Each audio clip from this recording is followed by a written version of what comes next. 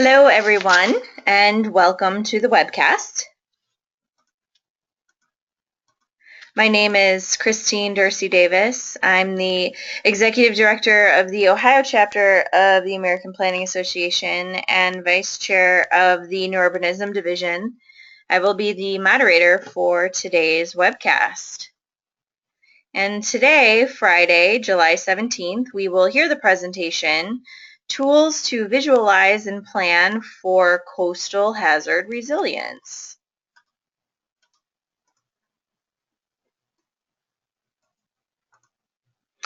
For technical help during today's webcast, type your questions in the chat box found in the webcast toolbar to the right of your screen, or call the 1-800 number shown.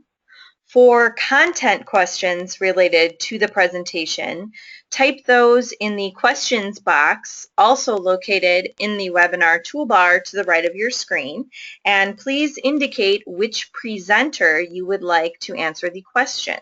And we will answer those at the end of the presentation during the Q&A. On your screen is a list of the sponsoring chapters and divisions. Thanks to all of the participating sponsors for making these webcasts possible and free to members.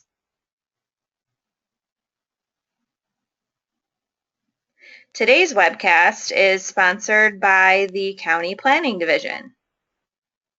To learn more about all of the divisions, visit planning.org/divisions. And to learn about our chapters, planning.org/chapters.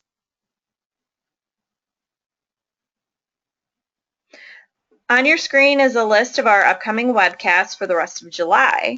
To register for these webcasts, visit ohioplanning.org/planningwebcasts.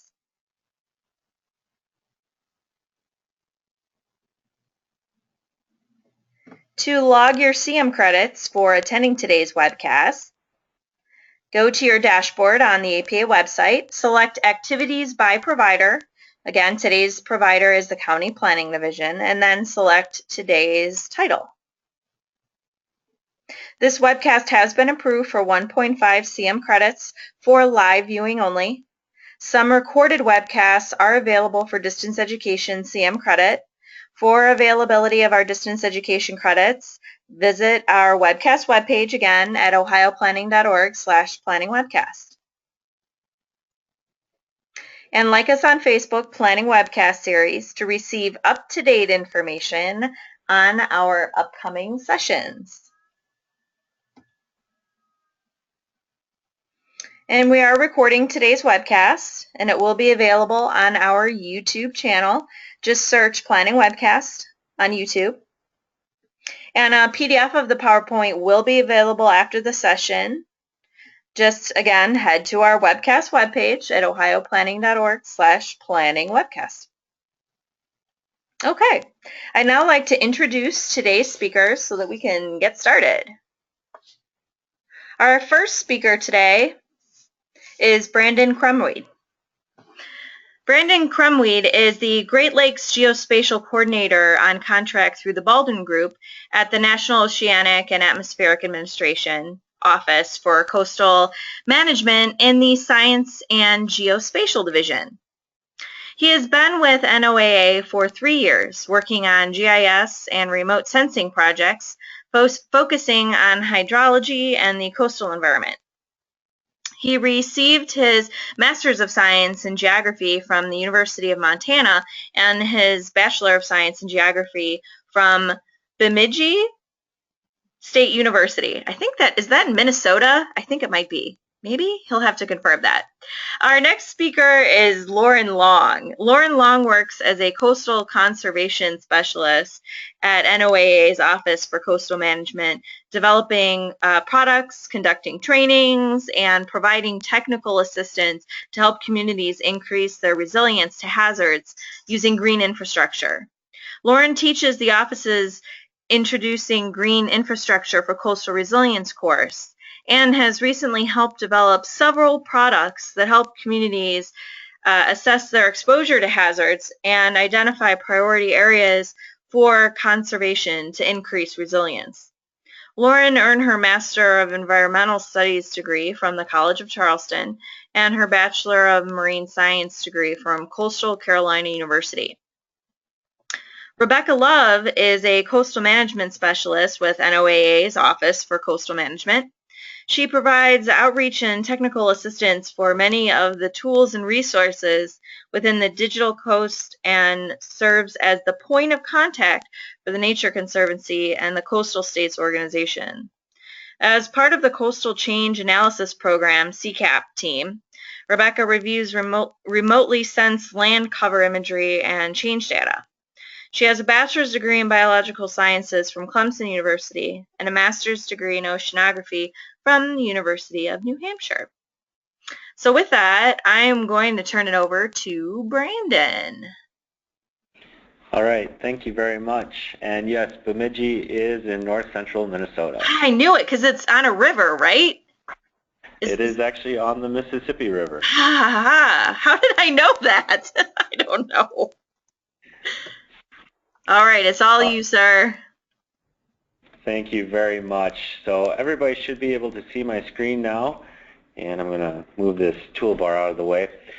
So today, what we really wanted to do was highlight some of the data and tools available for the use in visualizing and understanding the impacts for coastal hazards, and understanding, kind of setting the stage with the importance of hazard resilience in coastal communities. We'll begin by talking about the Lake Level Viewer, which is a new tool that's available to visualize the impacts.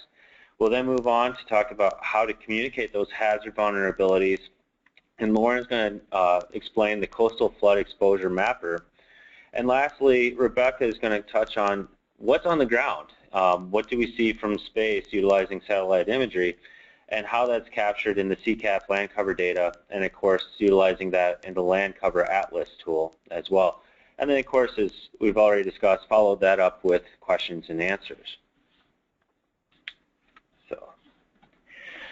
So within the coastal area, what we're seeing is the trend, of course, increased density. More people are moving to the coastal areas, and you can't blame them, sandy beaches and working opportunities as well. And what's really interesting is when we compare coastal counties to inland counties, those counties that make up the interior of the U.S., we are seeing a steady increase in the overall population density. And so it's basically almost 6 times that of what we see in the inland areas. And so what this ultimately gets to is that you have more people in coastal areas, and of course it's the coastal areas that are also at risk, whether it's due to the impacts of hurricanes and severe storms or flooding associated with higher tides, or in the Great Lakes in this case, increased water levels, which we're starting to see the rebound after several years of having low water levels present. And all of this has both a social and economic impact that we are starting to utilize these tools and data to help bring that message across. And so I'll go ahead and start by talking about the Lake Level Viewer and how we can visualize the impacts of changing water levels here in the Great Lakes. I like to start the presentation off by utilizing this slide. Often when we think about the Great Lakes, we don't think of it as typically a coastal community. But if you were to take the coast of the Great Lakes and just the U.S. side and lay them out against the East Coast, you'll see that we actually cover quite a large stretch of land in regards to the coastal community. And so we need to develop tools and data that help to visualize impacts along the coastal areas. And that's what the Lake Level Viewer intends to do. We understand that there are several impacts to changing water levels, whether this is increased SAISH events with the photo on the left-hand side here in Duluth, Minnesota, or lower water levels with the bottom photo, which ultimately impacts recreation as well as marine transportation, which can have an impact on overall economics. You can't ship that much cargo with low water. We can also see the results of increased wave action with the photo on the right, where you have coastal erosion occurring and bluff erosion. Homeowners may have to relocate their homes or move entirely away from those coastal areas. And so again, there's an impact at the personal or the individual citizen level up to the community, county, and state level as well. Within the Great Lakes, we see that there's a lot of variability that occurs with the water levels. This is a graph showing water levels from 1918 to 2014. And as you can see, it fluctuates quite a bit. And these have a great impact on the Great Lakes. Each Great Lakes basin itself is also unique in how much it fluctuates. And so this is a comparison of Lake Superior, Michigan, Huron, St. Clair, Erie, and Ontario. And we can see that the much larger Lake Superior doesn't fluctuate that much in terms of difference from the long-term average. While smaller lakes like Lake Ontario, Erie, and St. Clair have a greater variability in their water levels. And so again, helping communities to understand this data and put it into a framework that they can grasp is what we've been ultimately tasked to do. So in 2013, the Great Lakes hit the record low, and it was at this point that we heard the need from the user community and our partners in the geography that we need new tools to help with determining the impacts of these lower water levels. So work on the lake level viewer began over 2 years ago with the first official release in November of 2014. This was a project that was funded by the Great Lakes Restoration Initiative and helped to fill a critical information data gap that existed. By sending out surveys to partners in the region, we heard from 40% of Coastal Storms Program respondents that data on future lake level changes are inadequate, and that only 26% said existing tools to work with or visualize these data are adequate. So we felt that there was a niche that we could help provide and fill. We took data that's very familiar to a lot of our partners in the Great Lakes region that's available through GLERL's Great Lakes Water Level Dashboard. And for some folks, this is easy to understand, but we wanted to take this data and put it into a mapping tool that allowed people to actually visualize the impacts, to understand where things might be impacted with increased or decreased water levels. And so in some locations, and this slide in particular, we can set Lake Michigan's water level to the record high for April 1986 and see the coastal impacts. And so this can help with setbacks for buildings and determining how cities should be prepared for increased water levels, but also decreased water levels as it impacts marinas and other shipping channels. When we developed the lake level viewer, we wanted to use the best available high accuracy topographic LiDAR data available to build a seamless digital elevation model, or DEM, for the Great Lakes coastline. We also wanted to map the lake levels below and above each lake's long-term average water to visualize the impacts of both flooding and low lake levels. In addition, we also developed photo simulations at local landmarks to see the impacts. And of course, we always want to make the data available to the public.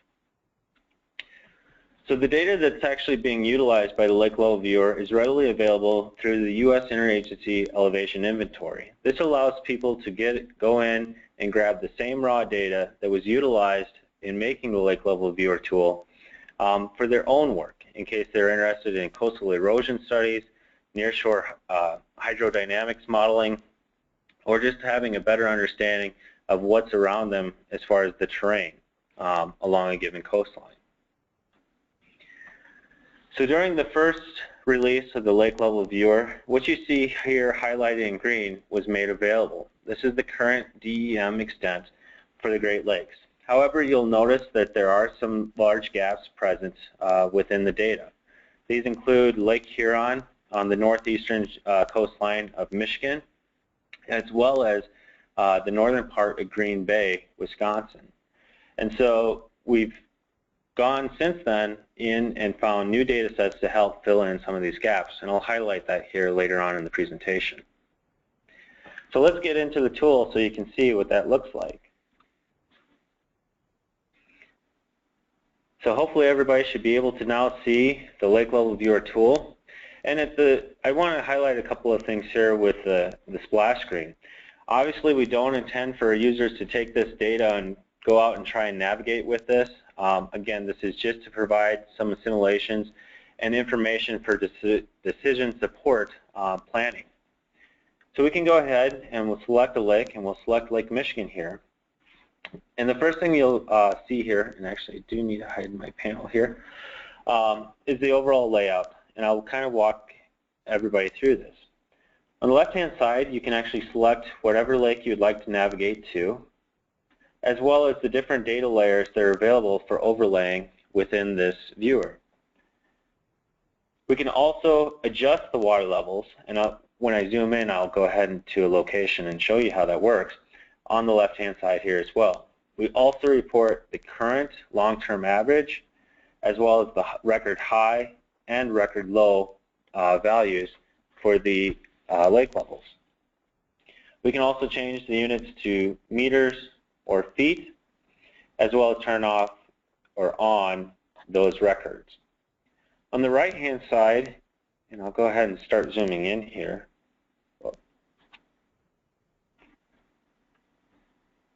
We can change the background from a satellite image over to the streets for those folks that may not want to necessarily look at the satellite imagery. And we can also adjust the opacity of the data itself. And this is kind of interesting when you can sit there and look at how the satellite imagery actually matches up to some of the elevation in the DEM. We can also turn on the land side of the data as well, so the terrestrial data set. And we can also query out in the water what depths as we adjust the lake level viewers, different levels on the left-hand side here. And so let me go ahead and zoom back out, and we'll go to a location where we can see the differences in water levels and how that's impacting. Actually, I'm going to go up to Lake Superior here for this, and we'll zoom in on Marquette because this has a great shows a great opportunity of where you can see the impacts to changing water levels. If you click on one of these camera locations, you'll actually get that photo simulation to occur. And so as we start adjusting water levels, you'll notice that the image is showing now what that simulated location might look like as we start to increase water level. And as we go up to 4 feet, 5 feet, 6 feet, you can see what parts are inundated. In addition, on the map here, and let me go ahead and put a depth query, we can start decreasing water levels similarly. And you'll see that here terrestrially, what is being inundated or being exposed as we start to decrease the water levels. Now this again would be important for shipping and harbor operations here in Marquette, as well as beach safety concerns as well with exposed or inundated beaches along the coastline. We also bring in our mapping confidence data. This is to express how confident we are at a given location, whether or not it might be inundated or if it will be dry based on the differing water levels.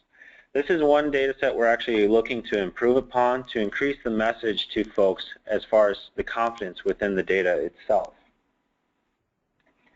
We also look at societal concerns, and what we actually bring in here is the Social Vulnerability Index, which takes into account poverty, age, and overall statistics of the different populations within a given location. And this might be helpful for planners and decision support makers in determining populations at risk due to changes in water level in the Great Lakes. We also bring in the Bureau of Labor statistics as far as employment. Now with this data set, some states have actually blocked its release, and this is why, for example, here in Michigan, you see the data kind of grayed out. But for other states, they have made this data available. And the reason this might be of interest to folks in looking at this is, for example, if you have flooded roadways, you may or may not have a population able to get to their work. And so again, it's one of these data sets that kind of helps to bolster the socio and economic side of things in regards to fluctuating water levels. And ultimately, we make all this data available for download. And so you can actually either click on the link here to go to a web mapping services for all the data layers you see within the lake level viewer, or you can also click on a shoreline and get the depth data, the confidence data, or even the background DEM data directly downloaded to your location that you might be storing it. Let me go back to the presentation here. So our next steps include updating new topography data to fill in some of the data gaps. These include additional new LiDAR data that have been collected since the initial release, as well as incorporating dredge surveys from the U.S. Army Corps of Engineers, especially in harbor areas like the photo here of the St. Louis River estuary, and then also additional multi-beam data collected by other regional partners throughout the Great Lakes. We also are going to adjust the buffers and extent coverage to reflect the full inundation area. Again, what you can see here in this photo is that it actually was cut off because when we first did this release of the tool, we strictly used the shoreline buffer. But obviously we've identified locations like this where we didn't correctly show the true extent of inundation when we start to increase water levels. And we're always interested in user feedback and continue to collect that. So if you started to utilize the Lake Level Viewer tool, let us know what you think or what should be changed to help improve your user experience. And then of course, we look for enhancements for management applications based on user feedback. This includes incorporating newer data sets or additional data sets. For example, the CCAP land cover data that Rebecca will talk about later on is one of those data sets we're looking to incorporate, perhaps to look at increased water levels and how they might impact or what sectors of land cover might be impacted, such as coastal wetlands. And as I mentioned before, there are updates currently underway in regards to improving the DEM, or the digital elevation models, for the Great Lakes.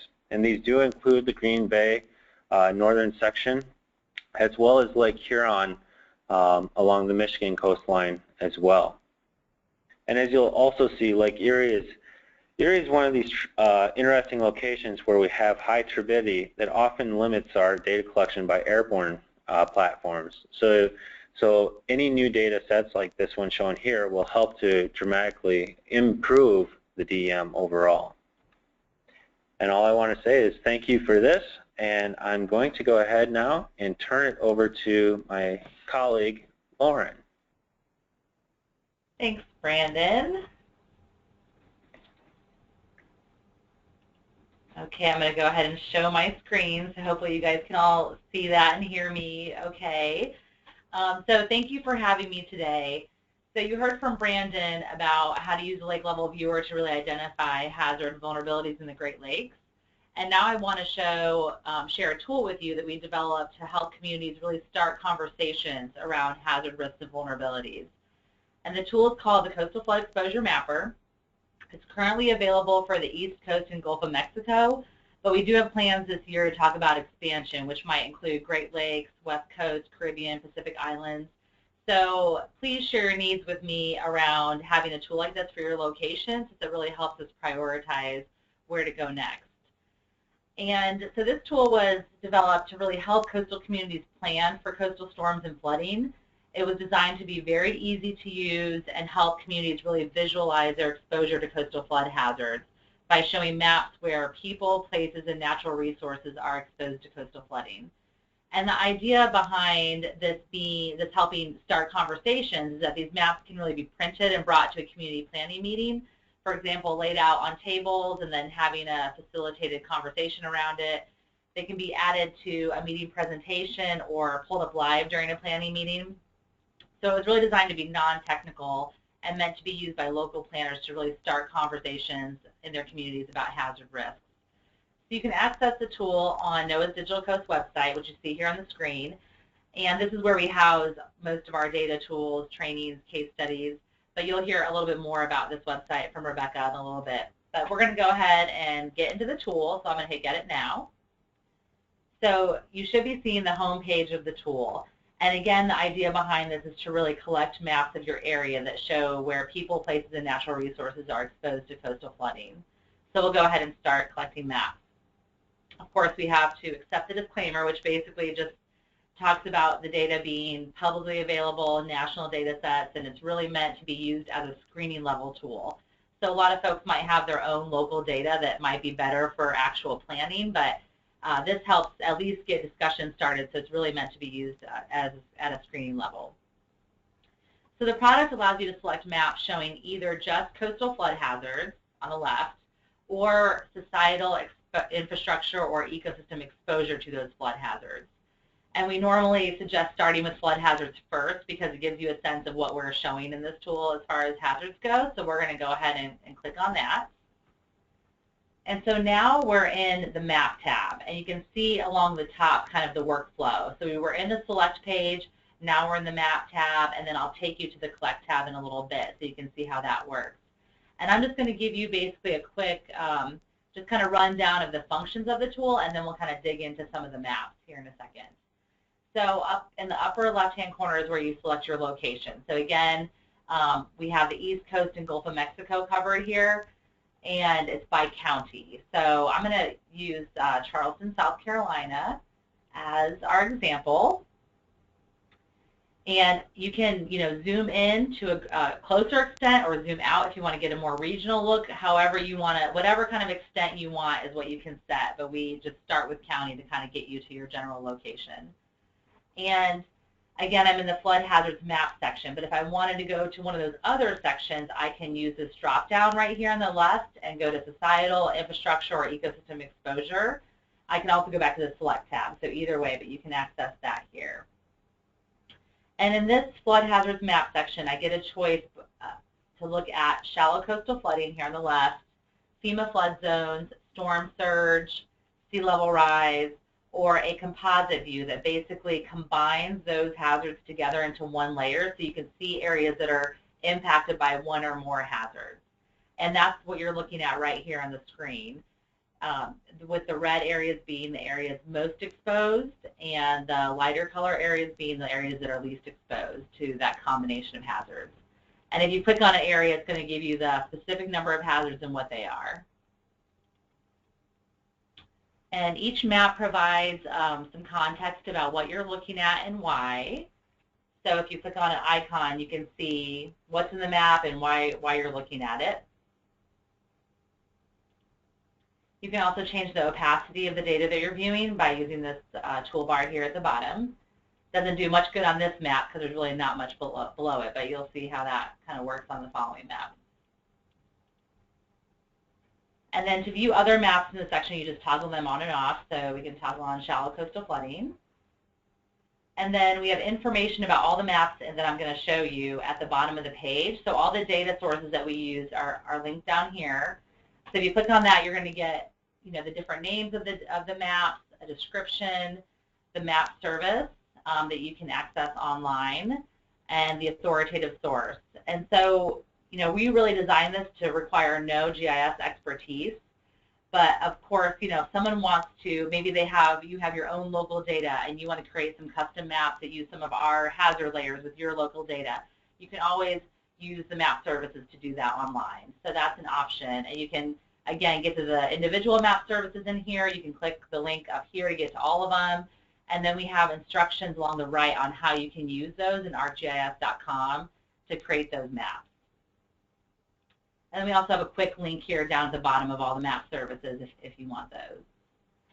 And you can zoom in and out by using the plus or minus in the lower right-hand corner or just by using your mouse toggle.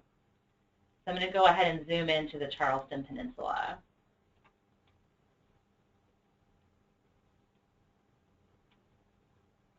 Just to get a little bit closer. And I'm going to try to, oh good, I had to get rid of the webinar screen because it's kind of in my way of showing the demo, actually. Sorry, folks. I might need to minimize this just a little bit so I can. Okay, there we go. That helps. Sorry. I didn't realize that the webinar piece was going to be in the way of the buttons that I needed. Okay, so you should still be viewing my screen. And you can change the base map here in the right-hand corner. So you have the gray base map's on right now, but you can easily change that to satellite. And that's kind of what I usually like to look at. You can also open the legend here to see what you're looking at. So again, you're seeing shallow coastal flooding.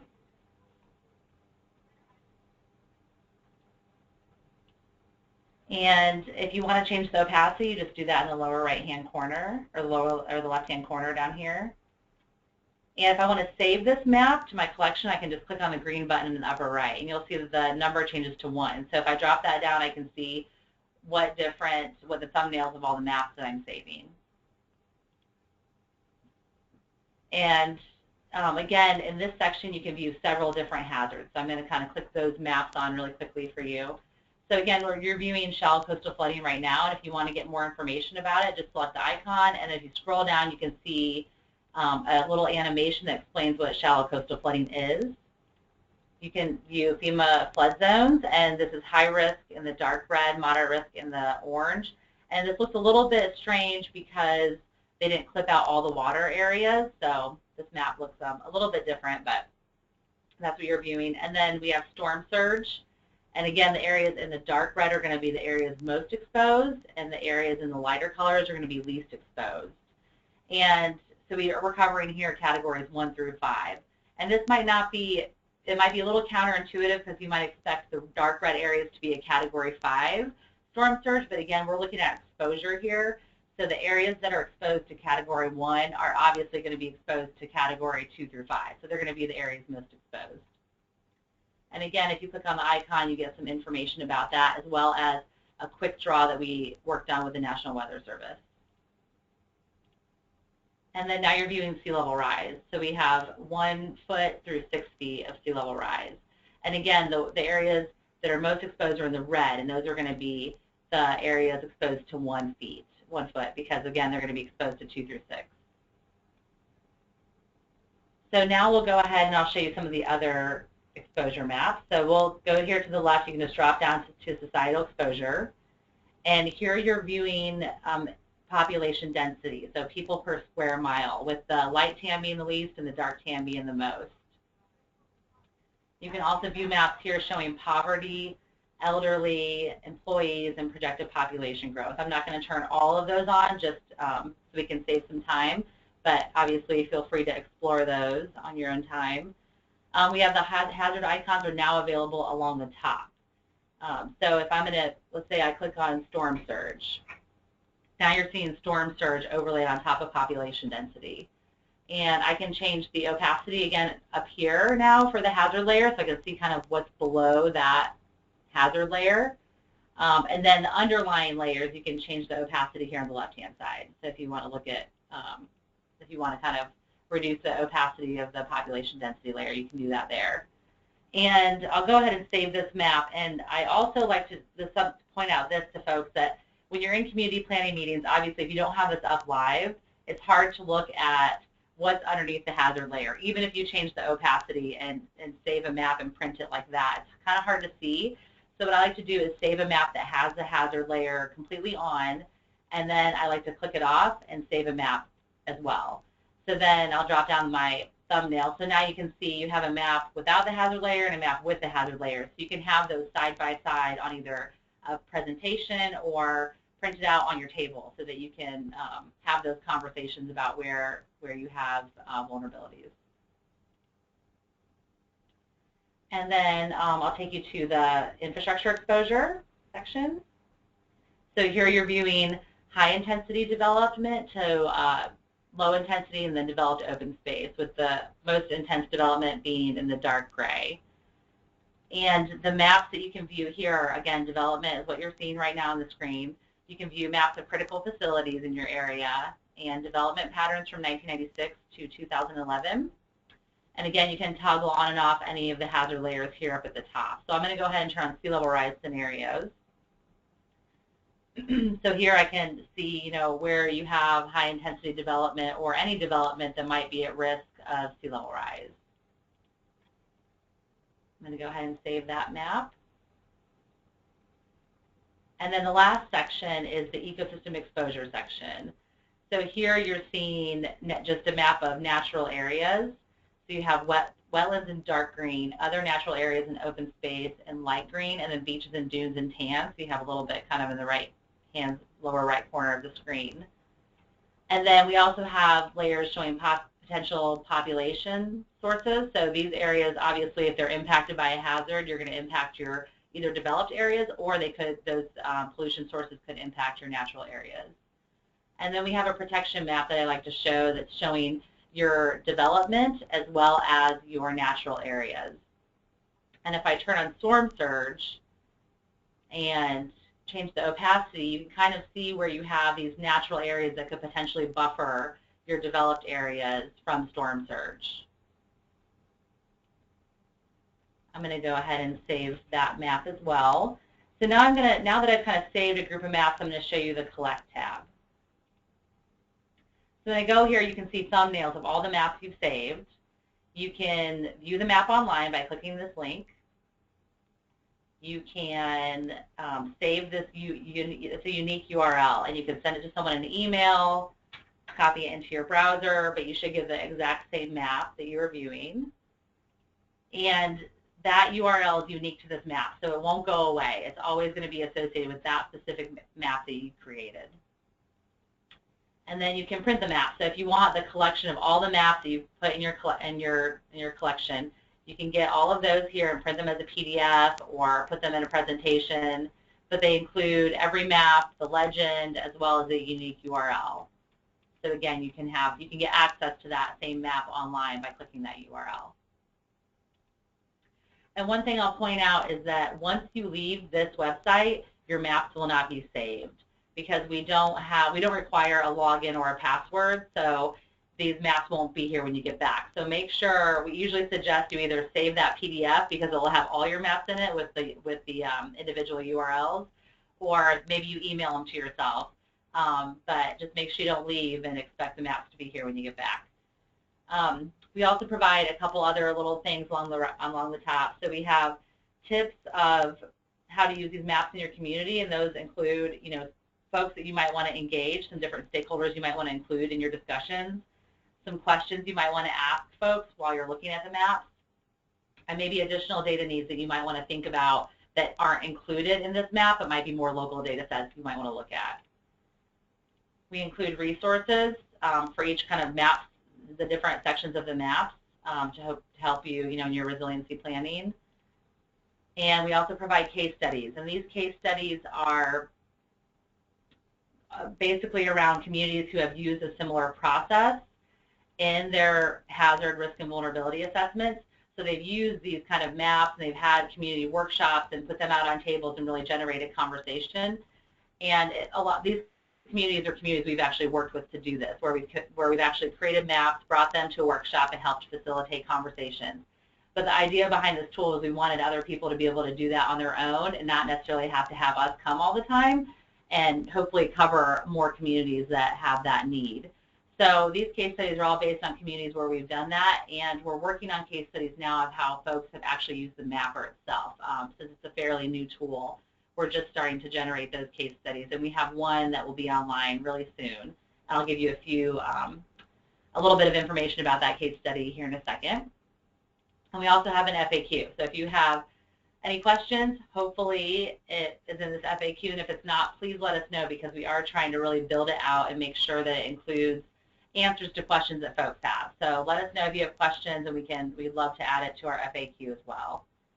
So that was my tour of the tool, but I'm going to open a PowerPoint slide now and just give you a quick example of how folks are using this tool. So as we all know, New Jersey was impacted by post-tropical cyclone Sandy, which really prompted New Jersey communities to start engaging in resiliency planning to really be better prepared for the next storm. And in 30 New Jersey communities, they're using the Coastal Flood Exposure Mapper to do this. So when we talked to them, they had some local data that they wanted to use in their planning efforts. So we worked with them to take our tool and really customize it to include some of their data with ours. And this is what theirs looks like here on the screen. And it looks a little bit different because when we worked with them to do this, we were not quite in our final version of the tool, so we made quite a few changes. But they are using a little bit of an older version, and they basically had development capabilities and programmers, and they were able to take our code and incorporate some of their own local data into it. here's an example of some of the maps that are created in their version of the tool. And they're using these maps, again, to help communities plan for resilience in New Jersey, and they're also using it to get FEMA community rating system points to help lower their flood insurance premiums in these communities. And the case study that I mentioned, this is the case study that we're documenting right now that will be online fairly soon. And then another thing I wanted to mention is that we do have a new training that is really around this coastal flood exposure mapper, and it's going to be piloted in August. So if you have colleagues or you know of communities that might be interested in learning more about the mapper, we'd love for them to attend. It's a two-part training.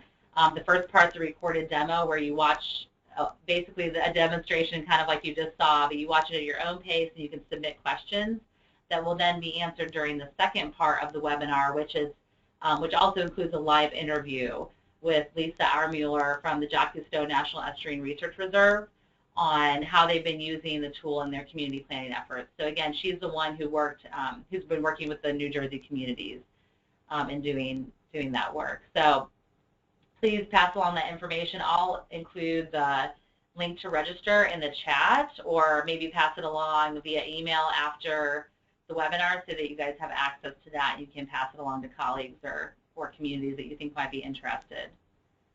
And if you're curious about the whole connection with FEMA's community rating system, we do have a one-pager that I'm happy to share with you all too that talks about how you can use the mapper to get to basically support activities that will get you community rating system credits for your community.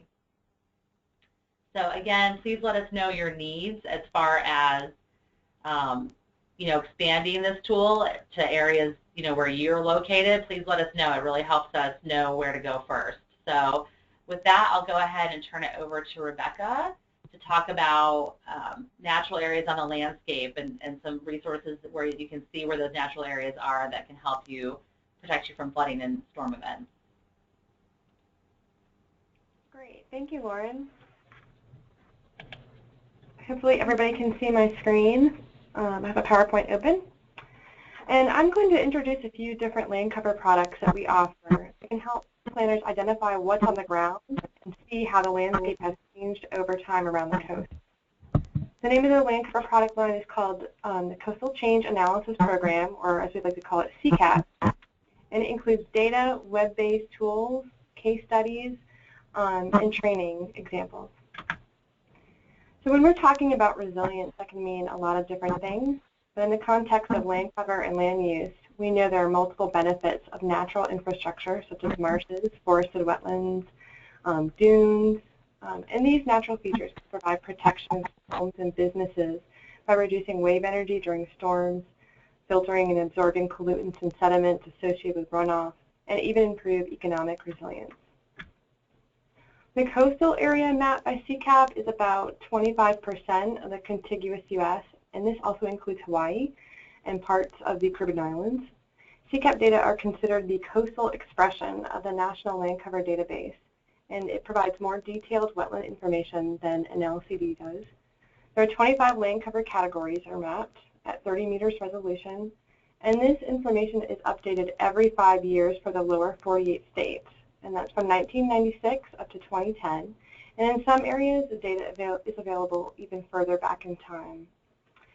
We have a high-resolution product line if you are interested, but that's only available in certain areas of interest.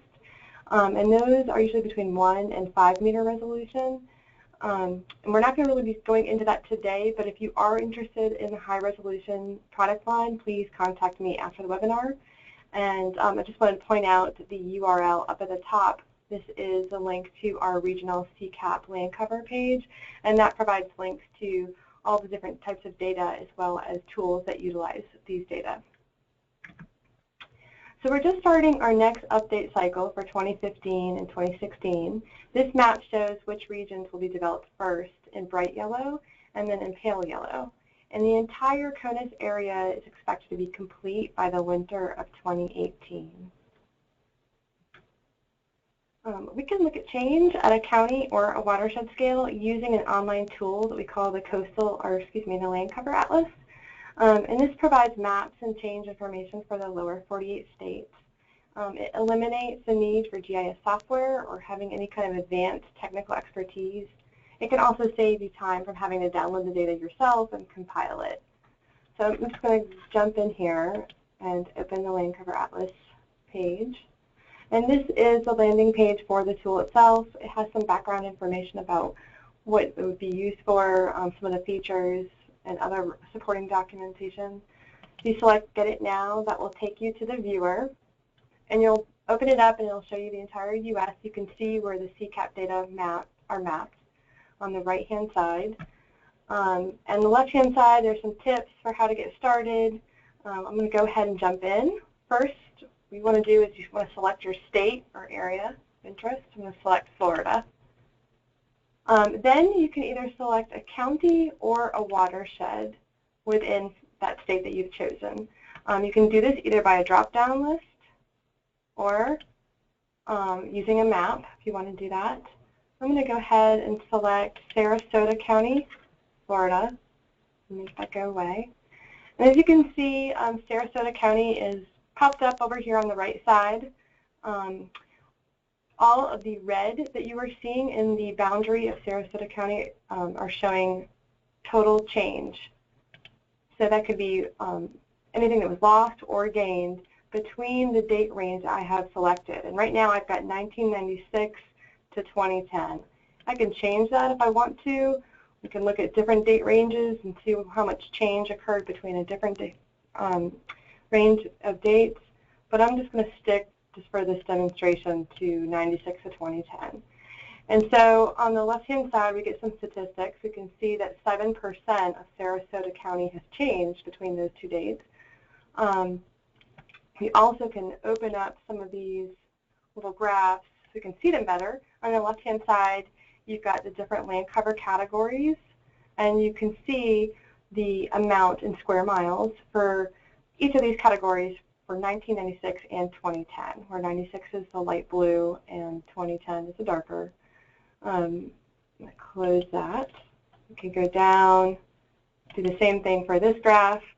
Again, you've got your land cover categories on the left-hand side, and then you can see over here whether they were lost or gained over this time period. So we can see that we've got about 15.5 square miles of woody wetlands that were lost between 96 and 2010. We see a fair amount of gains in the developed categories, high intensity, low intensity, and open space. And if you hover over, you can see that you can get the actual square miles for each of those. Close that. And then further down, if you want the actual numbers, you'll get your area in square miles for 96, 2010, what was lost for each of these different land cover categories. We can also zoom in if we want to over here and look at whatever scale we want to. We can also pick a different land cover for different dates. So I'm going to choose land cover for 2010. Now this gives us all of the land cover categories here that you see on the right-hand side. And we still have land cover change mapped over that in red. And we can change that transparency. If you want, you can see what was underneath the change layer. But just pretty busy, so I'm going to turn that back off. And over on the left-hand side, we can select different tabs. If we select developed, we'll see increases in developed over here, these gains in green. Red is shown over here, is showing losses in development. Obviously, there's a lot more green than red. And then on the left-hand side, you can see how much percentage-wise of that county was developed in 96 and 2010. You can also see how much impervious surface area there is for 96 and 2010. And then how that's changed, what that percent increase was in this time frame. We can pop open some of these other bar graphs and look at the different developed categories and see how much they have increased.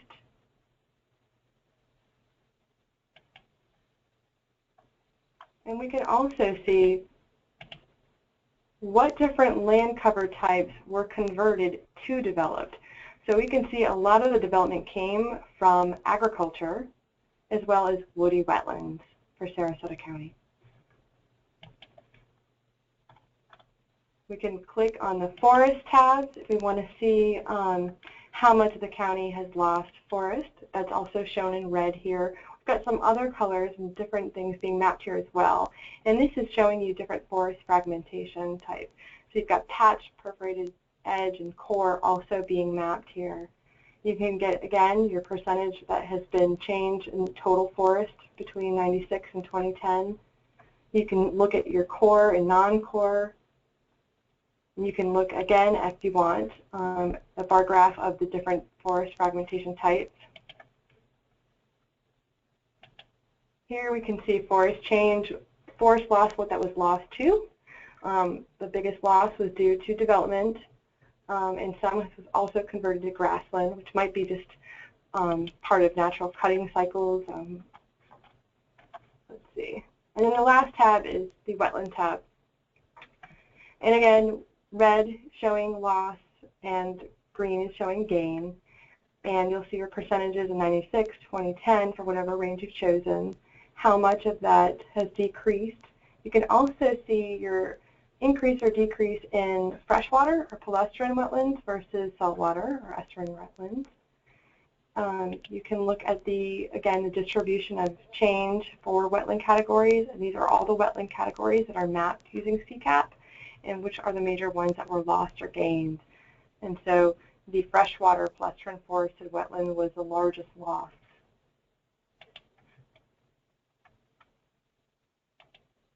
And again, we can also see what the wetland losses were changing to. So most of the wetlands that were lost were changing to different developed categories, and it will give you, if you hover over it, how much in square miles.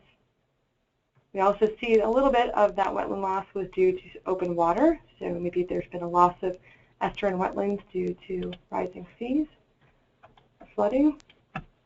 And if we want to zoom in here because we're interested in identifying that natural space and see what the wetlands were lost to, we can keep zooming in, and we're going to kind of focus on these red areas right here.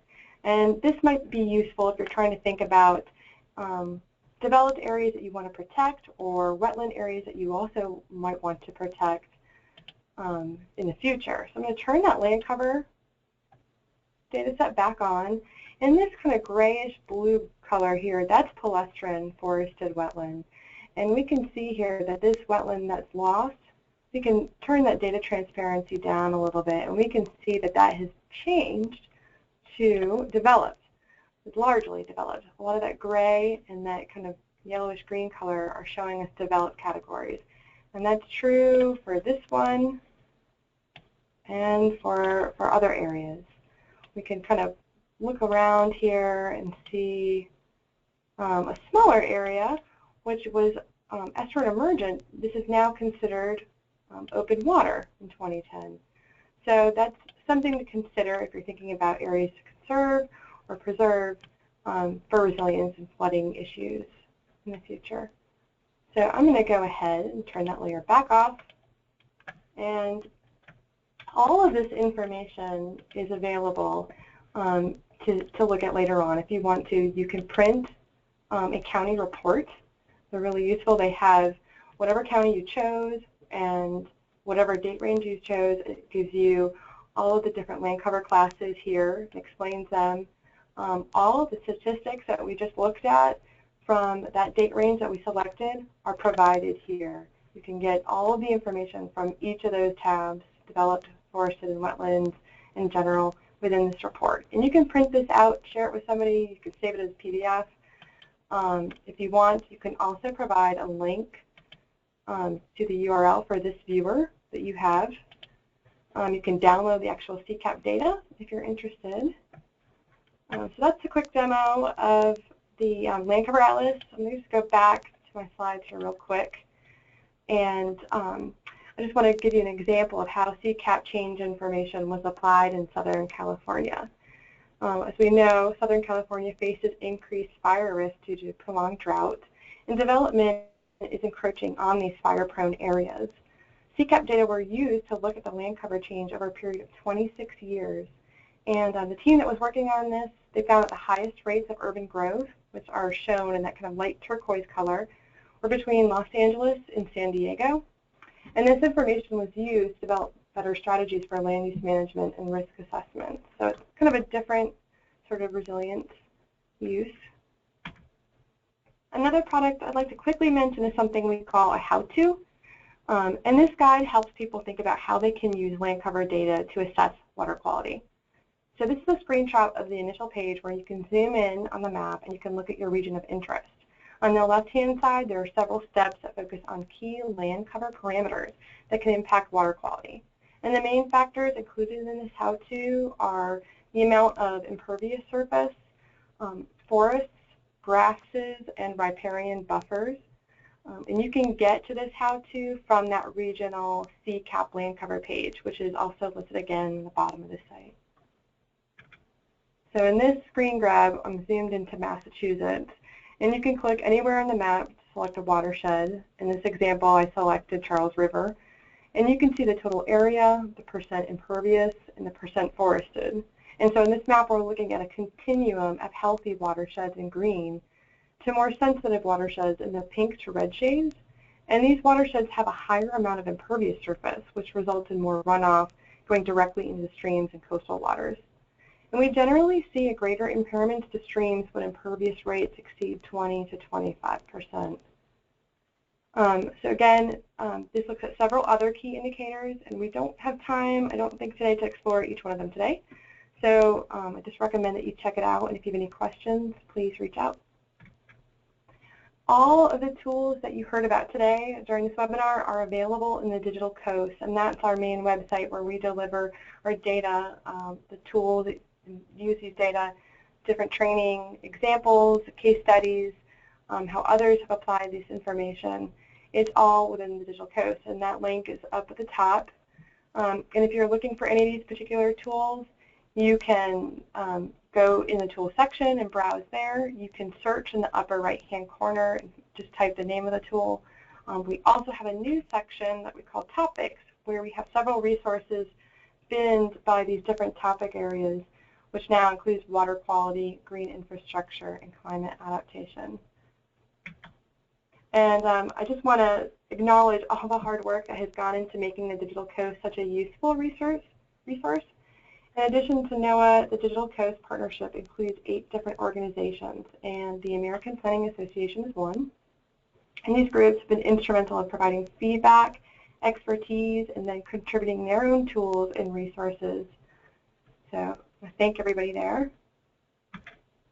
And if you have any questions, we'd be happy to answer them. You can see there's URLs for each of those individual tools.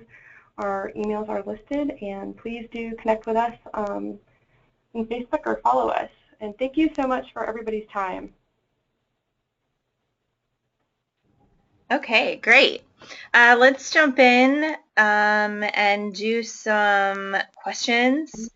There's a big batch. Let's start with Brandon. I think you're up first. Good. Brandon, are water levels the same as lake depth? So the water levels are not the same as depth.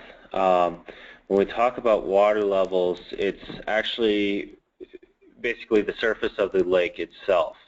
When we talk about depth, that's how much water is standing over top of a given location within the water, basically the water column over top. So when I provided the tool, I was adjusting the water level, or the surface water level, and the depth values that were being reported when I did the query is basically how much water is in the column at that given location. Okay, great, thank you. And is there some way to find out the dates of the record lows and high levels on the lake level viewer? On the tool itself, we do not provide the date. However, we do point to the Great Lakes Environmental Research Lab, GLERL. As I mentioned, the water level dashboard does provide the user the opportunity to see which date was the record high or record low for each of the different lake basins. Okay. Next question. We're still on you, Brandon.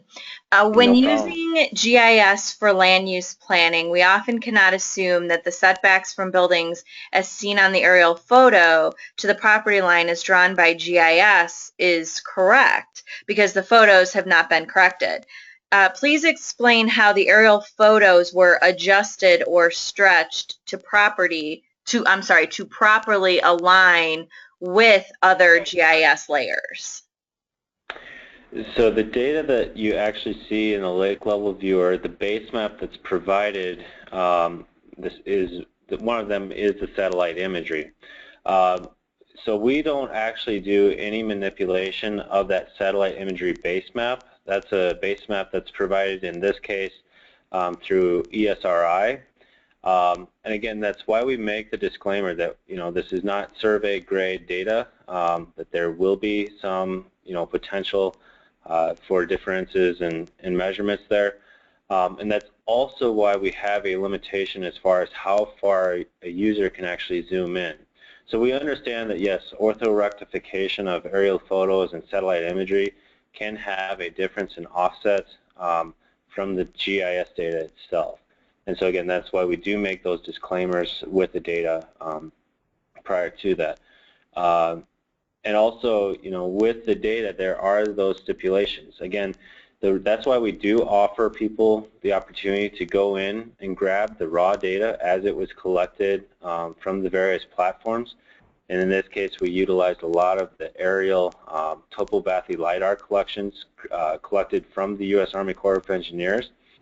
And when we do generate those digital elevation models, the key word there is that third initial M, which is model. We are doing interpolation of those data points. And so that is one thing to be aware of, that when you start working with data, you may be manipulating it. And so when we make those disclaimers, of course, with this data, that it is understood by the user that there are those uncertainties with the data as well. Okay, thank you. One last question for you, Brandon, at the moment. Is there a complementary data set for our Canadian friends for the Great Lakes coastlines for the Canada side? That is a great question. It's the question that I often do receive. Again, since this tool was primarily funded through the Great Lakes Restoration Initiative, all the work has been focused primarily on the United States side of the Great Lakes. Now, of course, we'd love nothing more than to extend that coverage to our Canadian partners and colleagues in their coastal areas. And so at the current time, we are not planning to extend that coverage to the Canadian side of the Great Lakes. However, I'm always interested in talking with our partners on the Canadian side to see how we could try to incorporate some of the data that they have collected. Talking with folks from Environment Canada and the Department of Fisheries and Oceans, they have collected similar data, the airborne topography LiDAR. Often it's out in deeper water for their use. They're using it for fish habitat classification and mapping, but there is some work now being done as well in the coastal realm. A lot of the data that we use currently, as I mentioned in the presentation, has been collected by the Army Corps of Engineers as part of the Joint Airborne LiDAR Bathymetric Topography Center of Excellence data work, in which that data is then used for ocean and coastal mapping throughout the entire nation. So unfortunately, at this time, we just haven't basically explored the opportunity yet, but we are aware that our Canadian colleagues are very interested in doing similar work on their side of the Great Lakes as well, and we're always interested in partnering with them. Okay, thank you, Brandon. You're off the hook now for a few minutes. Thanks. Related, this is for Lauren or Rebecca, for the tools that you spoke about the exposure mapper and the CCAP data and the land cover atlas. How about like Alaska, Hawaii? Where can we find related data for those areas? can jump in. The Hawaii we do have data for, and that is available if you want to download the actual data for that. There has been, I believe, discussion of adding it to the Land Cover Atlas, but I'm not sure when or how that is going. Alaska, we do not have data for that. It's actually very hard to get data for both of those places due to lack of imagery. We use Landsat imagery, and we need cloud-free data to create that, but we don't have data for Alaska. Yeah, and this is Lauren. For the coastal flood exposure map, where we have been talking about expanding into Hawaii. Again, we have a lot of, it's available for the East Coast and Gulf of Mexico right now, so there are a lot of areas where we could expand. So we're kind of right now just trying to assess the needs in different locations and kind of hear from our customers of what they need and where are folks kind of requesting the tool more, and then that'll help us prioritize, again, kind of where we go next. So I definitely encourage you to let us know what your needs are so that it can help us, prioritize that effort. So that'll kind of be discussions happening next year with potential expansions happening if we have resources and if the data is available, or the following year. But like Rebecca said, for Alaska, we are currently lacking some of the data we would need to expand the mapper in that location. So basically, we're looking at areas that have at least one of the flood hazards that we could use in the mapper to do that expansion. So it's definitely a limitation that I think we've always been, thinking about and trying to figure out. But currently, no plans to expand to Alaska, unfortunately. Okay, thank you. Lauren, regarding the mapper, is the population data based on full-time residents? And if so, how are the seasonal and tourism populations included? The population data is based off of census data. So I am assuming that Census 2000 data. So I'm assuming it's people who live in areas year-round, and we haven't accounted for any kind of tourism in that data set. Okay. We just blew through all of these questions, and I don't see any left. So unless anyone throws anything in there, I think that's about it. So with that, I think we're going to close up shop a little bit early today. So Brandon Crumweed and Lauren Long and Rebecca Love of NOAA, thank you for joining us today and for showing us all of your goods. This was fun and interactive. We love these kinds of things to kind of show us what you got, and so we can watch you play around with what's there. So this was really great, and we really appreciate it. And everyone have a really great weekend, and we will talk to y'all next time. Thank you. Thank you. Have a good one. You too.